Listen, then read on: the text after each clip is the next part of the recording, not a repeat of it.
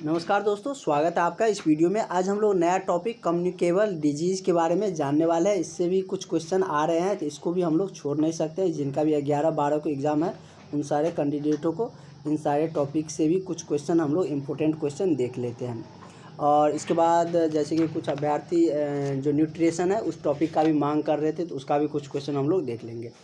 तो दिया गया है कि सूपिंग कॉज का दूसरा नाम क्या होता है।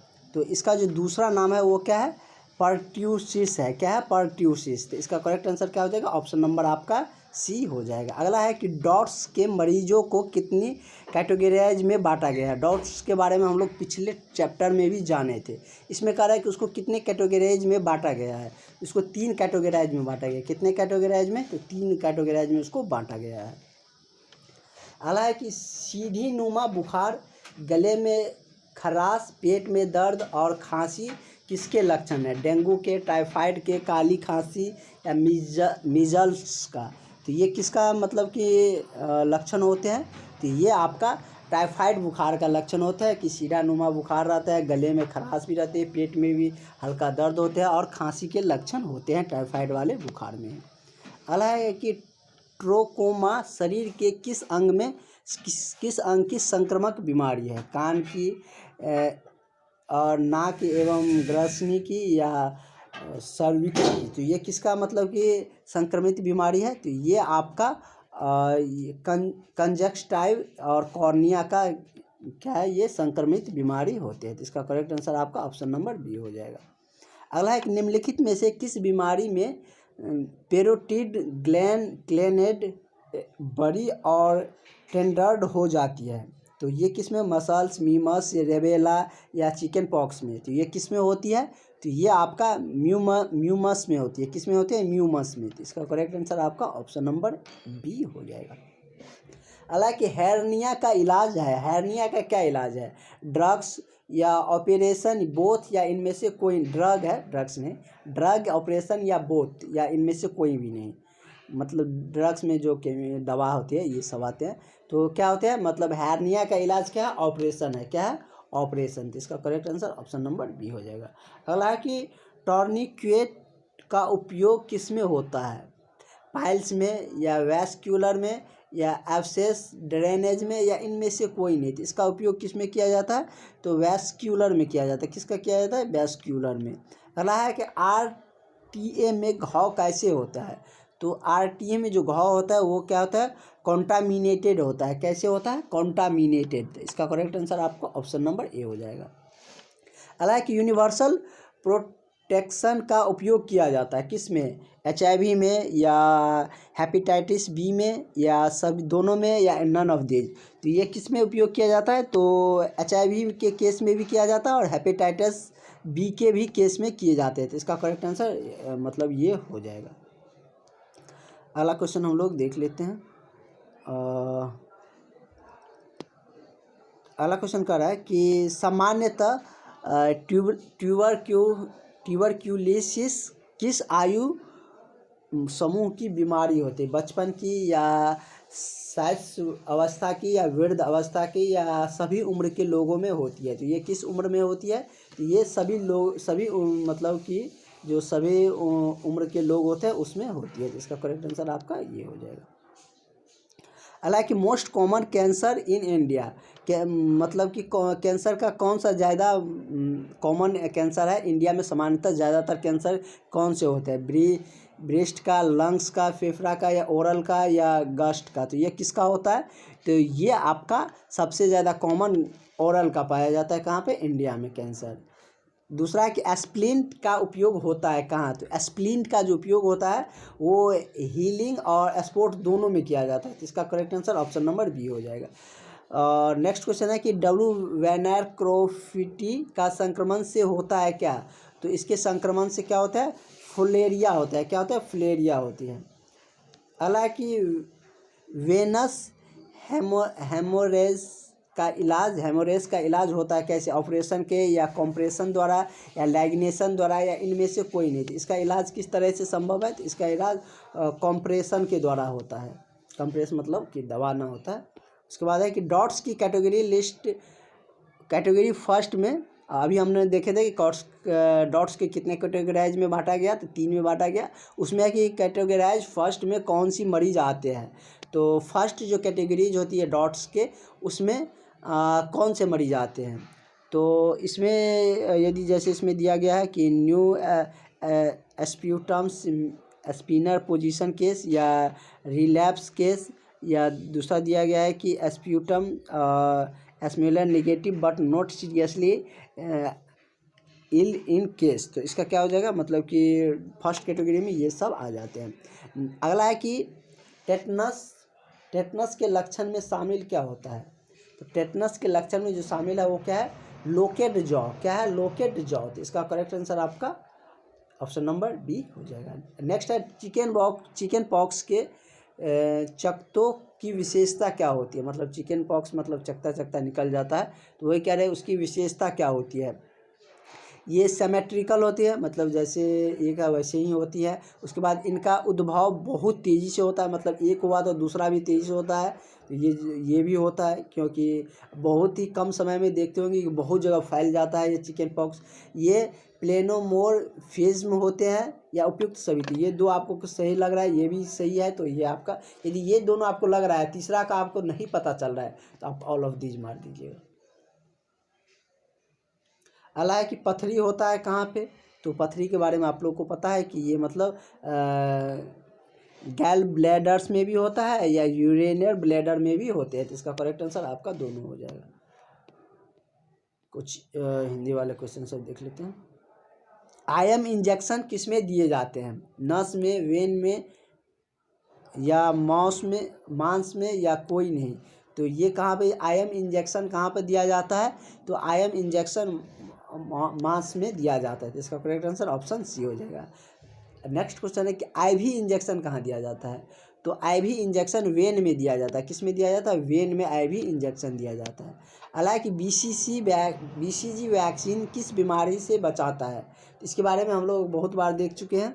बीसीजी जो वैक्सीन होती है वो किस बीमारी के लिए उपयुक्त होता है, किस में दिया जाता है। तो मतलब कि इसमें वो ऑप्शन ही नहीं है, तो नॉन ऑफ दी हो जाएगा। हालांकि पोलियो वैक्सीन कैसे दिया जाता है, ऑरली, आईवी, ये बोथ, या इनमें से कोई नहीं। तो पोलियो वैक्सीन जो दिया जाता है वो कैसे दिया जाता है, ऑरली दिए जाते हैं। अगला है कि ड्रेसिंग में क्या यूज होता है। जो ड्रेसिंग किया जाता है उसमें क्या यूज, तो कॉटन भी यूज करते हैं। उसके बाद दिया गया है कि गॉज, तो ये भी यूज करते हैं। बैंडेज भी किया जाता है, लास्ट में ऊपर से बैंडेज किया जाता है। तो इसका करेक्ट आंसर क्या हो जाएगा, ऑप्शन नंबर, ड्रेसिंग को बचाने के लिए बैंडेज भी किए जाते हैं। अगला है कि विटामिन सी किस में नहीं होता है, नींबू, संतरा, मौसमी, केला। तो विटामिन सी किस में नहीं होता है, केला में नहीं होता है। ये सब आप देख सकते हैं, खट्टे वाला है, और खट्टे वाला में विटामिन का मतलब कि मात्रा पाए जाते हैं विटामिन सी का, तो केला में नहीं रहता है। ऑप्शन से भी आप मतलब करेक्ट आंसर निकाल सकते हैं। हालांकि पर्ट्यूसिस है एक क्या, बैक्टीरियल रोग, वायरल रोग, या प्रोटोजोअल रोग, या फंगल रोग। तो पर्ट्यूसिस कौन से रोग होते हैं, तो पर्ट्यूसिस बैक्टीरियल रोग होते हैं। कैसा रोग होता है, बैक्टीरियल रोग होता है पर्ट्यूसिस। 50 क्वेश्चन के राउंड हम लोग देख लेते हैं। दिया गया टेटवैक किस रोग में से बचाता है। तो टेटवैक किस रोग में उपयोग में आता है, किस रोग से बचाता है। तो ये आपको टेटनस में बचाता है। तो इसका नाम से भी क्लियर है। हालांकि VITD का सुलभ स्रोत क्या होता है। तो VITD का जो सुलभ स्रोत है वो कौन सा है, धूप है। क्या होता है, धूप होता है। VIT मतलब विटामिन डी का मतलब विटामिन डी धूप में जाने से क्या होती है, उसकी सक्रियता बढ़ जाती है, एक्टिव हो जाती है। कह रहा है कि प्रोटीन का स्रोत हमारे भोजन में है। मतलब किस भोजन में प्रोटीन होती है, वैसे तो इसमें सब में होती है, लेकिन ज़्यादातर इसमें प्रोटीन की मात्रा होती है। जैसे कि दाल में भी होती है, मांस में भी होती है, अंडा में भी होता है। तो इसका उपयोग सभी हो जाएगा। आपको पता है कि दाल में भी होता है, अंडा में भी, मांस सब में प्रोटीन होते हैं। अगला है कि मलेरिया किस परजीवी से होता है। तो मलेरिया किस परजीवी से होती है, मतलब ये तो पता है परजीवी मतलब दूसरे जीव से होती है, लेकिन किससे होती है, प्लाज्मोडियम से होती है। तो इसका करेक्ट आंसर क्या हो जाएगा, ऑप्शन नंबर ए हो जाएगा। हालांकि जल में घुलनशील विटामिन कौन से होते हैं, विटामिन A, D, E या B। तो जल में कौन से विटामिन घुलल रहते हैं, तो विटामिन बी रहते हैं। अगला है कि कैल्शियम का मुख्य स्रोत क्या है? तो कैल्शियम कहाँ से मिलते हैं हमको मुख्य रूप से? तो दूध से हमको कैल्शियम मिलते हैं। अगला है कि आइबुप्रोफेन का उपयोग निम्न बीमारी में किया जाता है। आइबुप्रोफेन का उपयोग किस बीमारी में किया जाता है? बुखार में, दांत दर्द में, गठिया में या सभी में? तो यह किस में किया जाता है? तो ये आपका मतलब बुखार में भी किया जाता है, दांत दर्द में किया जाता है, गठिया में भी किया जाता है। इसका उपयोग सभी हो जाएगा। अगला है कि निमेसुलाइड टैब का उपयोग होता है कहाँ? बुखार में, पेस्टिक अल्सर में, यकृत विकार में या इनमें से कोई नहीं? तो यह कहाँ पे होता है? तो ये आपका मतलब कि बुखार में होता है। कहाँ पे होता है? बुखार में किया जाता है। अगला है कि मांसपेशी बनने के लिए क्या ज़रूरी है? तो मांसपेशियाँ बनने के लिए प्रोटीन की ज़रूरत होती है। किसकी? प्रोटीन की ज़रूरत होती है। विटामिन ए की कमी से क्या होता है? तो विटामिन ए की कमी से हम लोग कई बार देख चुके हैं, तो रतौंधी रोग होती है। विटामिन ई की कमी से क्या होती है? तो ये भी हम लोग देख चुके हैं कई बार। तो विटामिन ई की कमी से क्या होती है? बांझपन आती है। कुष्ठ रोग किस नाम से भी जाना जाता है? तो कुष्ठ रोग को एक और नाम क्या है? तो हैंसेन की बीमारी भी कहते हैं। चिकन पॉक्स के बारे में देख लिए। ORS दिया जाता है, कब दिया जाता है ये आपको पता है कि ORS का घोल कब दिए जाते हैं? तो ये जो उल्टियाँ हो जाती है, डायरिया जो हो जाती है, डायरिया मतलब कह सकते हैं, जब डायरिया जो हो जाती है उस टाइम में जो उल्टियाँ ज़्यादा होती है, तो डायरिया के टाइम में ORS को घोल दिए जाते हैं। टेटनस टॉक्साइड का डोज कितना ml होता है? तो टेटनस टॉक्साइड का जो डोज है वो कितना रखा जाता है, कितना दिया जाता है? तो ये मतलब 0.5 ml दिए जाते हैं। एबॉर्वेबल शूटर का नाम क्या होता है? तो इसका क्या नाम है? तो इसका नाम आपका कॉस्ट है। क्या है? Cost. Chemically hydrogen peroxide is chemically hydrogen पर ऑक्साइड, मतलब कि पर ऑक्साइड मतलब इसका अनुसूत्र पूछ रहा था। हाइड्रोजन H2O2 मतलब कि पानी का तो H2O होता है, लेकिन हाइड्रोजन पर ऑक्साइड H2O2 होता है। और D2 भारी जल का समय मतलब क्या होता है?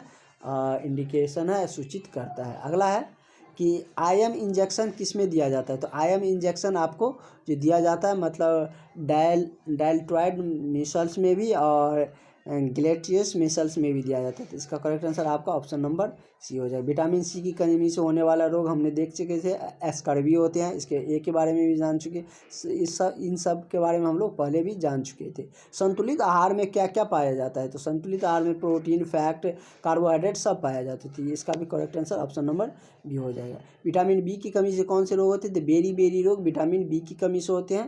तो इसका करेक्ट आंसर क्या हो जाएगा? ऑप्शन नंबर आपका ये हो जाएगा। इसके बाद हम लोग का जो क्वेश्चन बच रहे हैं उन सारे क्वेश्चन को हम लोग कल भी देख लेंगे, और कुछ क्वेश्चन देख लेते हैं। जलने का प्रतिशत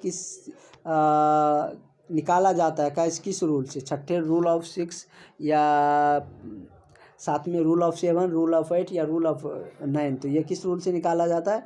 ये रूल ऑफ 9 के द्वारा निकाला जाता है। जख्म को देर से ठीक होने का कारण क्या होती है?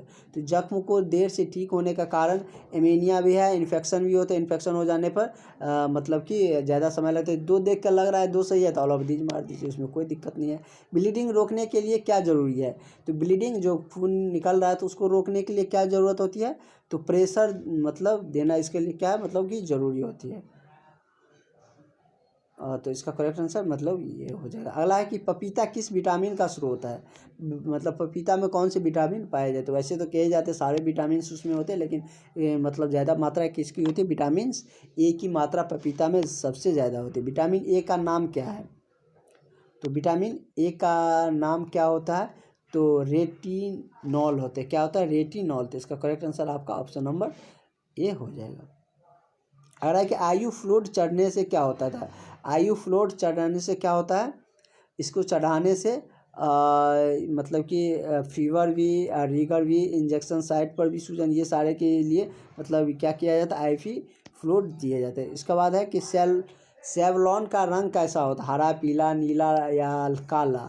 तो सेवलन का जो रंग होता है वो कैसा होता है, तो वो पीला होता है। आज हम लोग यहीं रखते हैं, सुबह वाले क्लास में ज़्यादा चलेंगे, अभी फ़िलहाल इतना ही। Thank you.